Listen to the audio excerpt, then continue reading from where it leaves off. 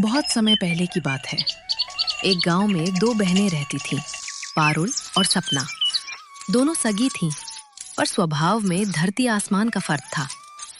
एक दिन सुबह सुबह पारुल आईने के सामने खड़ी होकर खुद को निहार रही थी, जबकि सपना बाहर गाय को चारा दे रही थी।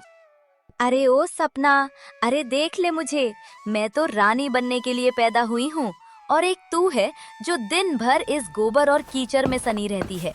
देख लेना, मेरी शादी किसी बड़े खानदान में होगी, फिर मैं तुझे पहचानूंगी भी नहीं। दीदी, हाथ तो काम करने से ही गंदे होते हैं ना। काम करना कोई बुरी बात थोड़ी है। भगवान ने जैसा नसीब दिया है मैं तो उसी में खुश हूँ। तू बस अपनी खूबसूरती का घमंड मत कर। तभी वहां गांव की मशहूर चुगलखोर कमला चाची आ धमकती हैं। उनके पास हमेशा कोई न कोई चटपटी खबर होती है।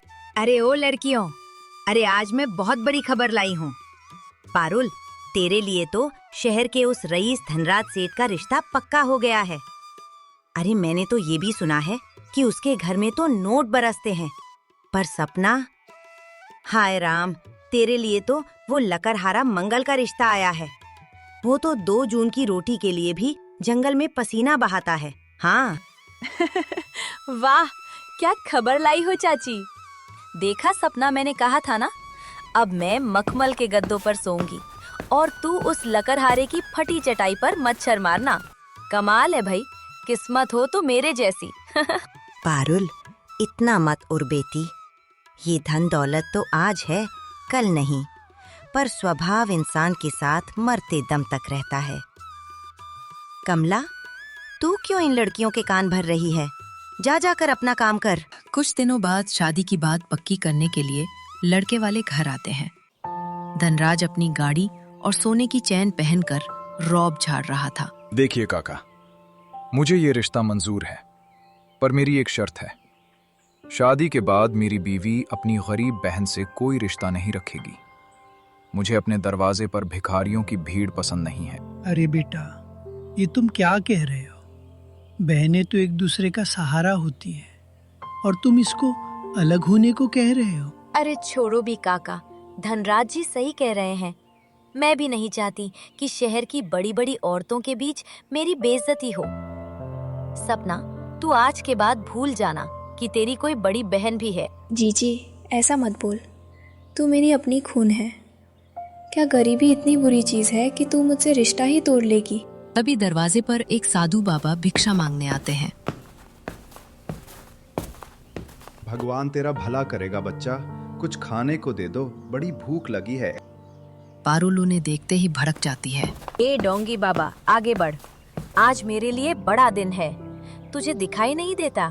आज मेरे रिश्ते वाले आए हैं। भाग यहाँ से, वरना अभी इस लाठी से तेरा सर फोड़ दूंगी। साधु बाबा को ऐसे डांटते देख मंगल, जो गरीब है लेकिन दिल से बहुत अमीर है और जिससे सपना की शादी होने वाली थी, वो बोलता है, अरे साधु महाराज, आप गुस्सा मत कीजिए। ये लीजिए, मेरी पोटली में 2 रोटियां हैं, आप इसे स्वीकार करें महाराज। और मेरी होने वाली पत्नी सपना का दिल बहुत बड़ा है, वो आपको कभी खाली हाथ नहीं जाने देगी। बेटा याद रखना, समय का पहिया घूमता जरूर है। जो आज ऊपर है वो कल नीचे गिरेगा, और जो आज मिट्टी में है उसे भगवान सोने में तोलेगा। जा बेटी सपना, तेरा भला होगा।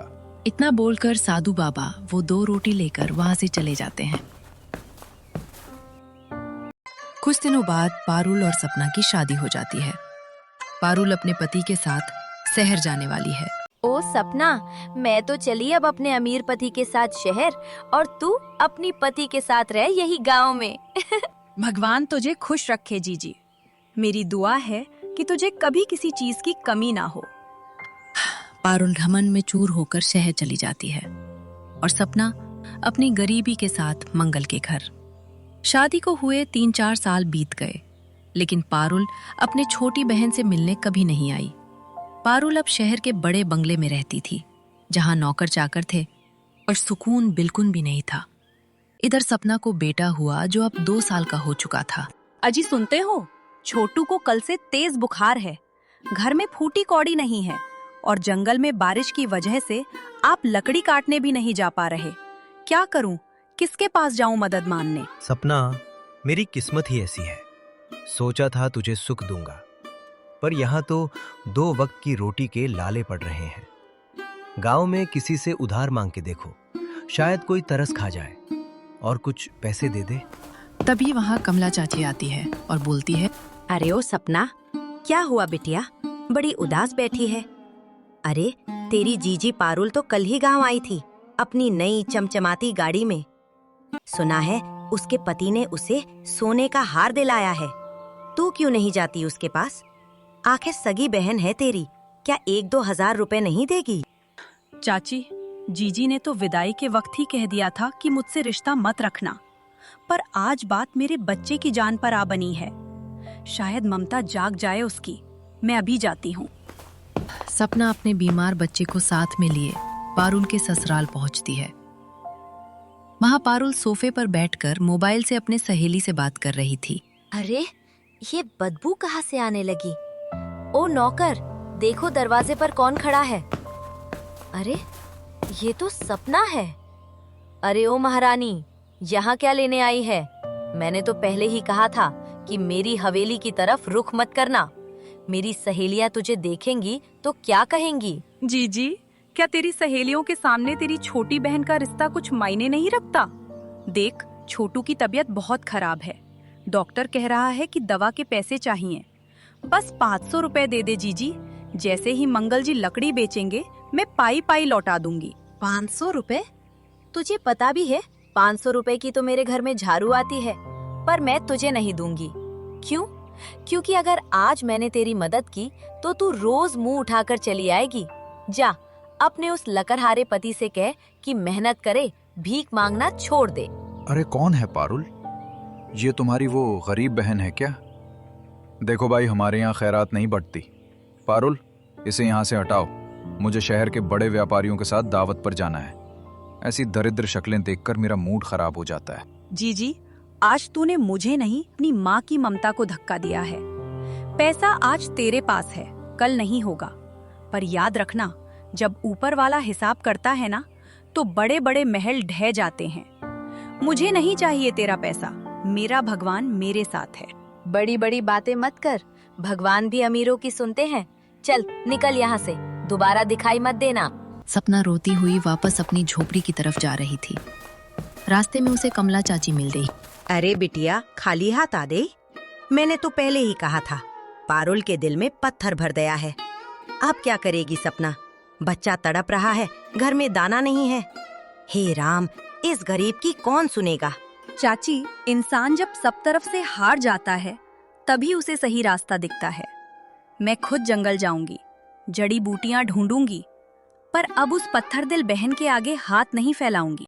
सूरज ढलने वाली थी। आसमान में बिजली कड़क रही है और हल्की हल्की बारिश चालू हो गई थी।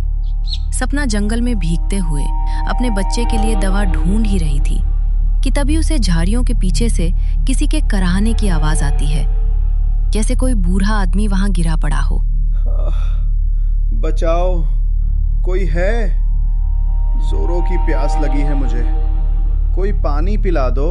अरे बाबा, आप यहाँ इस हालत में? रुकिए बाबा, मैं अभी पानी लाती हूँ। जंगल में मूसलाधार बारिश हो रही थी। एक तरफ सपना का अपना बच्चा बुखार में तड़प रहा था और दूसरी तरफ एक अनजान बूढ़ा साधु मौत के करीब था। सपना के सामने धर्म संकट था, अपने बच्चे के पास जाए या इस बूढ़े की जान बचाए। उधर शहर में पारुल अपनी अमीरी के नशे में चूर थी। हे भगवान, मैं क्या करूं? एक तरफ मेरा कलेजा तड़प रहा है और दूसरी तरफ ये बाबा। अगर मैंने इन्हें यहीं छोड़ दिया तो ये रात भर नहीं बचेंगे। बाबा, ओ बाबा, आंखें खोलिए। हे भगवान, आपका तो शरीर बुखार से तप रहा है। बेटी, बहुत प्यास लगी है, गला सूख रहा है। उस पत्थर के पीछे बुखार खत्म करने की जड़ी बूटी है, उसे मुझे दे दो, मैं ठीक हो जाऊंगा। और तुम मुझे छोड़ और अपने बच्चे को देख, वो ज्यादा बीमार है। नहीं बाबा, इंसानियत से बड़ा कोई धर्म नहीं होता। मैं आपके लिए पहले जड़ी लाती हूँ। सपना जल्दी से उस जड़ी बूटी को रगड़कर उसका रस बाबा को पिला देती है। धीरे धीरे बाबा की आंखों में चमक आने लगी। बाबा का शरीर अब सामान्य होने लगा था। बेटी, तूने आज अपनी ममता से ऊपर उठकर एक अनजान की जान बचाई है। जा, तेरा बच्चा बिल्कुल ठीक है। और सुन, जब तू घर पहुंचेगी तो अपनी झोपड़ी के पीछे वाली जमीन को खोद कर देखना, वहां तेरी मेहनत का फल दबा है। बाबा, मुझे धन दौलत नहीं चाहिए, बस मेरा बच्चा और मेरे पति खुश रहें। आप आराम कीजिए, सुबह होते ही मंगल जी आपको लेने आएंगे। उधर पारुल के शहर वाले बंगले में वहां चारों तरफ अफरा तफरी मची थी। धनराज सेठ के चेहरे पर से हवाइयां उड़ गई थी। अरे पारुल, सब खत्म हो गया। जिस गोदाम में हमने करोड़ों का माल भरा था, उसमें शॉर्ट सर्किट से आग लग गई। बैंक वाले बाहर खड़े हैं, कह रहे हैं कि अगर कर्ज नहीं चुकाया तो ये बंगला भी जब्त कर लेंगे। अरे ये क्या कह रहे हो? कल तक तो आप कह रहे थे कि हम शहर के सबसे अमीर लोग बनने वाले हैं। हे भगवान, मेरी साड़ियाँ, मेरे गहने, मेरा ये झूला, क्या सब चला जाएगा? गहने तो अब बैंक के पास जाएंगे। तुमने अपनी बहन को लात मार कर निकाला था ना, शायद उसी की हाय लग गई है। अब हम सड़क पर आने वाले हैं। चुप कीजिए, उस मनहूस का नाम मत लीजिए। ये सब उस साधु की बद्दुआ है जिसने मेरे दरवाजे पर भीख मांगी थी और मैंने उसे धक्के दिए थे। हे भगवान, अब क्या होगा मेरा? लोग क्या कहेंगे? सपना थकी हारी घर पहुंचती है। जैसे ही वो झोपड़ी में घुसती है, छोटू दौड़कर उसके पास आता है। माँ, देखो मैं बिल्कुल ठीक हूँ। देखो ना, मेरा बुखार भी ठीक हो गया है।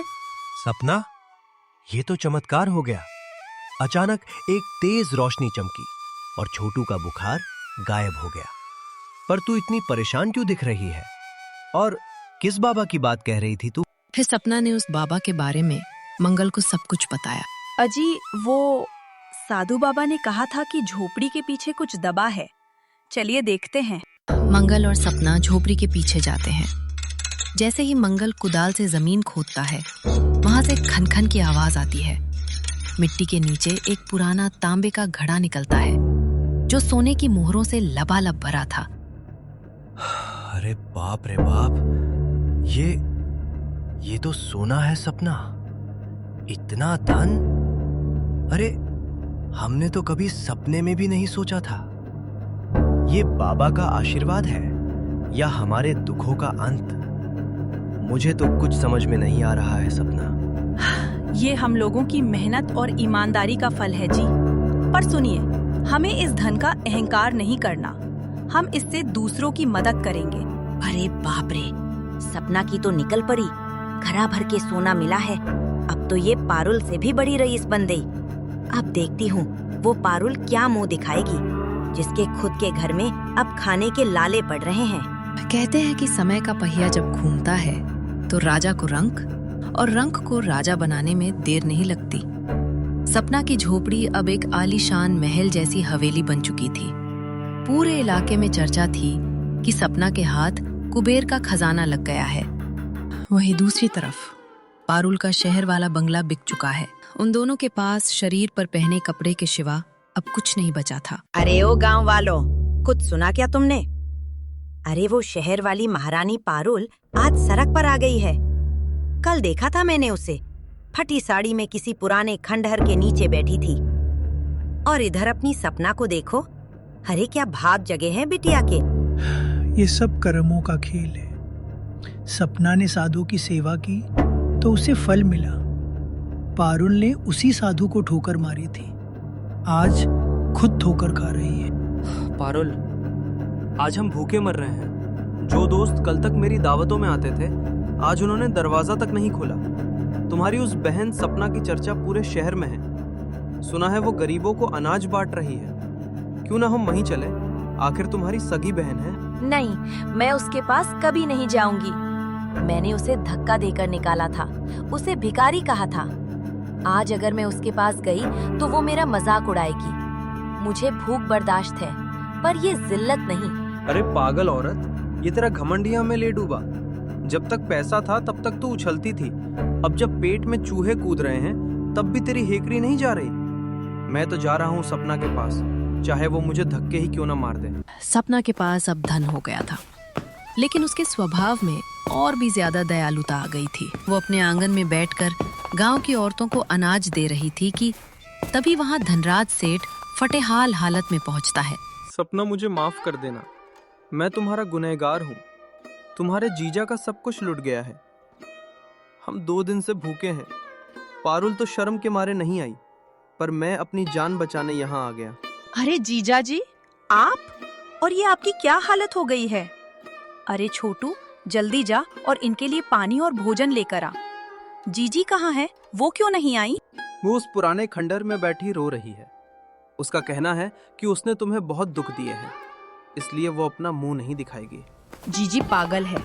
मुसीबत में अपनों को नहीं याद करेगी तो किसे करेगी? उसने बुरा कहा तो क्या हुआ, वो मेरी बड़ी बहन है। रुकिए जीजा जी, मैं खुद उसे लेने जाऊंगी। अरे सपना, तू पागल हो गई है क्या? भूल गई कैसे उसने तुझे सीलियों से धक्का दिया था, कैसे तुझे काम वाली बोलकर जलील किया था। आज उसे अपनी करनी का फल भुगतने दे। क्यों उसे फिर से अपने सिर पर बैठा रही है?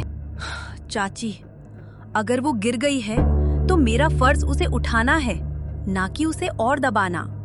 अगर मैं भी उसके जैसा व्यवहार करूंगी तो मुझ में और उसमें फर्क क्या रह जाएगा? भगवान ने मुझे ये धन दूसरों की सेवा के लिए दिया है, अपनों से बदला लेने के लिए नहीं। सपना अपनी हवेली से बाहर निकलती है। वो उसी खंडहर के पास पहुंचती है जहां पारुल बैठी रो रही थी। पारुल ने जब देखा कि उसकी गरीब बहन अब महारानी जैसी लग रही है तो उसने अपना मुंह छिपा लिया। अरे जीजी, तुम यहाँ अकेले क्या कर रही हो? तुम जीजा के साथ क्यों नहीं आए? चलो घर चलो, ये जगह तुम्हारे रहने लायक नहीं है। भाग जा यहाँ से सपना, मेरा मजाक उड़ाने आई है ना? देख ले मेरी हालत। मैं आज एक एक दाने को तरस रही हूँ। तू जीत गई सपना, तेरी गरीबी हार गई और मेरी अमीरी जलकर राख हो गई। जीजी, ये जीत हार की बात नहीं है, ये तो सब ऊपर वाले की लीला है। तूने जो किया वो तेरा स्वभाव था, मैं जो कर रही हूँ वो मेरा धर्म है। तू मेरी बड़ी बहन है और मेरा घर तेरा भी है। चलो, छोटू अपनी मौसी का इंतजार कर रहा है।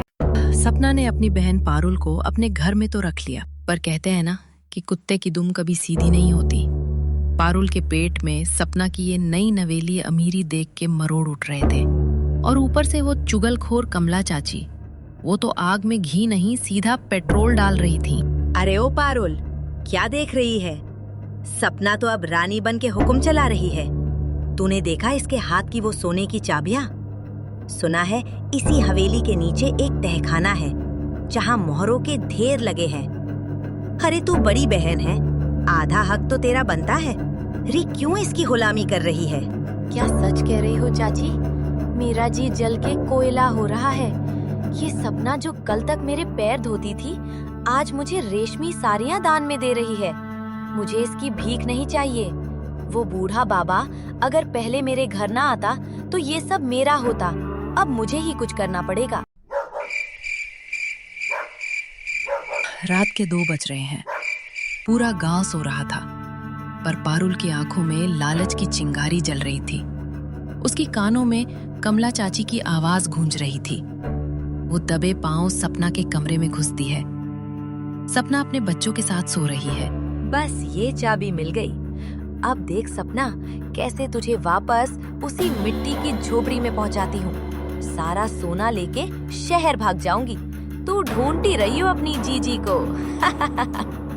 तभी पारुल ने देखा कि सपना नींद में भी उसे दुआएं दे रही है। जीजी, ओ जीजी, रब तुझे हमेशा खुश रखे। मेरी सारी खुशियां भी तुझे मिल जाएं। अरे, ये नींद में भी मेरा ही भला मांग रही है। नहीं पारुल, बावली मत बन। ये सब इसका नाटक है। आज अपनी गरीबी का बदला लेने का मौका है।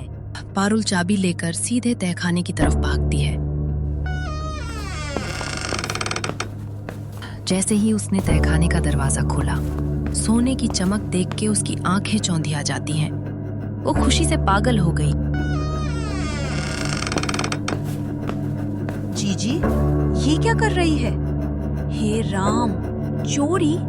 अरे, तूने एक बार मांग के तो देखा होता, मैं ये सब तेरे पैरों में डाल देती। पर तूने तो सगी बहन का भरोसा ही तोड़ दिया। हाँ, चुरा रही हूँ। क्या करेगी तू? ये सब मेरा है। तूने उस बुढ़े ढोंगी बाबा को बहलाकर उससे सारा सोना हड़प लिया। इस पर मेरा भी हक है। तू तो बस एक गरीब लकड़हारे की बीवी है। तेरी औकात क्या है जो इस बड़े घर में रहे? तभी वहाँ पारुल का पति धनराज भी आ जाता है और पारुल से बोलता है, ओ पारुल, शर्म से डूब के मर जा। इस लड़की ने हमें सड़क से उठा के इज्जत दी और तू फिर वही हरकत कर रही है। आज के बाद तेरा और मेरा कोई रिश्ता नहीं। मैं अपनी मेहनत की रोटी खा लूंगा, पर तेरी ये चोरी की दौलत को कभी हाथ भी नहीं लगाऊंगा। अगले दिन सपना का पति मंगल कमला चाची को लेकर वहां आता है। अरे ओ सपना, ये रही असली फसाद की जड़। ये चाची दीवार के पीछे खड़ी तमाशा देख रही थी। यही पारुल को भड़का रही थी ताकि हमारे घर में आग लग जाए। अरे नहीं नहीं मंगल बेटा, हे राम, मैं तो बस ये देख रही थी कि पारुल बिटिया कहीं रास्ता ना भटक जाए। मेरा वो मतलब नहीं था। मुझे छोड़ दो बेटा, मैंने कुछ नहीं किया है। जीजी, ये सोना चांदी तो हाथ की मैल है। मैंने सोचा था तू बदल रही है, पर तेरे मन का मैल नहीं गया। तू किसी पराये के भड़काने पर अपनी सगी बहन के साथ छल कर बैठी। ये सारा सोना ले जा, पर आज से मेरी बड़ी बहन मर गई। सपना के मुंह से ऐसी बात सुनकर मानो पारुल की सोई हुई आत्मा जग गई। पारुल की आंखों से आंसू की धारा चलने लगती है। उसे उसका बचपन याद आ जाता है। उसे अपने माँ की बातें याद आने लगती है, जब उसकी माँ ने अपने जिंदगी के आखिरी दिनों में अपनी छोटी बहन का ख्याल रखने का भरोसा लिया था। सपना, मुझे मार ले बहन। मैं अंधेरे में भटक गई थी। मुझे लालच ने अंधा कर दिया था। मुझे ये धन नहीं चाहिए। मुझे बस अपनी छोटी बहन की वो पुरानी वाली मुस्कान चाहिए। मुझे माफ कर दे सपना। दोनों बहनों की आंखों में खुशी के आंसू बह रहे थे, पर कहते हैं ना कि कर्मों का हिसाब तो चुकाना ही पड़ता है। पारुल को अपनी गलती का एहसास हो गया था। तभी अचानक वहां वही साधु बाबा आ जाते हैं। सपना बेटी, तुम इस मक्कार बहन को वापस अपने पास ले आई और तुम इसके पापों को भी छुपा रही हो।